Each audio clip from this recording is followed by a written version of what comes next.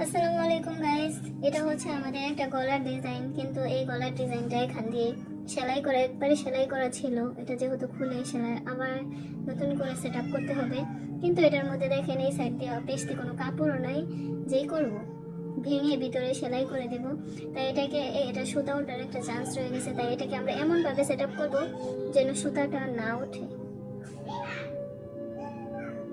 দেখতে পাচ্ছেন, এভাবে একটু পুড়ে দেব।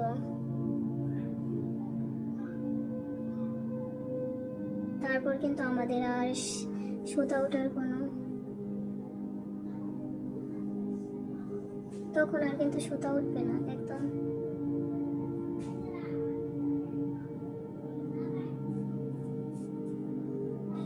সুন্দরভাবে সেট আপ হয়ে থাকবে, সুতা ওঠার কোনো স্কোপই নাই একদম।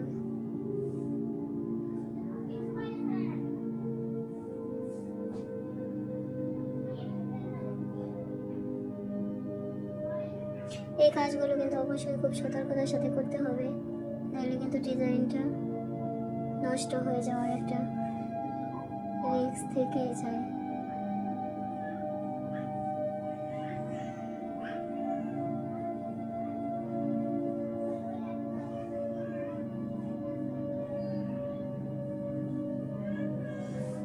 দেখেন আমাদের এই পাশটা একদম সুন্দরভাবে হয়ে গেছে।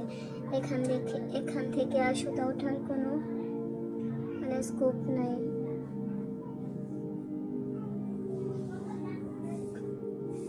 এখন আমরা এই পাশটাকেও সুন্দরভাবে করে নেব।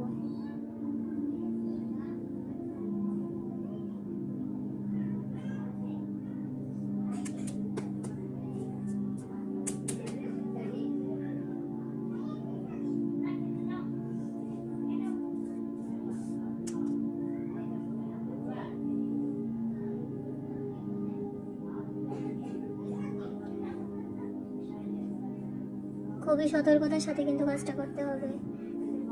একবার ডিজাইনটা নষ্ট হয়ে গেলে কিন্তু আর সেটা আবার পুনরায় আগের জায়গায় ফিরে আনা যাবে না।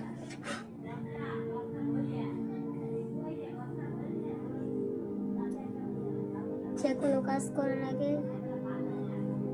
সতর্কতা অবলম্বন করে তারপর করা উচিত।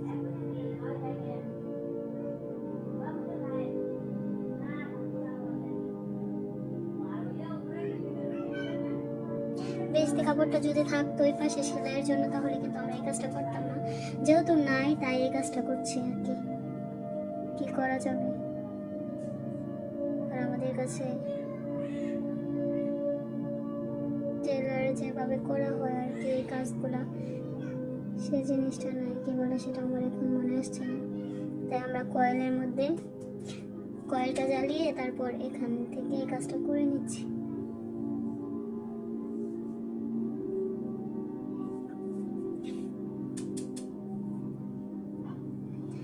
তারপর শুধু সাইড থেকে জামার গলার মধ্যে এই ডিজাইনটা রেখে সাইড থেকে সেলাই করে দেব চারপাশ। তাহলে কিন্তু আমাদের এই কাজটা হয়ে যাবে।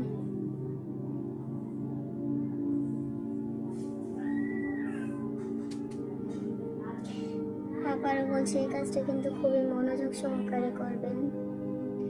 কোনো রকম উদাসীন হয়ে কাজগুলো করবেন না, তাহলে কিন্তু ডিজাইনটা নষ্ট হয়ে যাওয়ার চান্স থেকেই যাবে। যেহেতু কাপড়টা একটু সিল্কের মতো আর কি, তো একবার যদি নষ্ট হয়ে যায় তাহলে একদম পলিথিন কাগজ, যেমন পলিথিনের মতো একদম নষ্ট হয়ে একদম আর কি মরিয়ে যাবে আর কি। দেখে না যেরকম হয়ে যাবে। যাই হোক, দেখতে দেখতে আমাদের কাজটা কমপ্লিট হয়ে গেছে। এখন আর আমাদের কোনো ঝামেলা হবে না এটা সেট আপ করতে গেলে। এটা আর সুতা ওঠারও কোনো ভয় নাই। একদম সুন্দরভাবে আমরা এটা সেট আপ করে নিতে পারবো। সবাই ভালো থাকেন। আমাদের আজকের ভিডিওটা এই পর্যন্তই। সবাইকে অনেক অনেক ধন্যবাদ।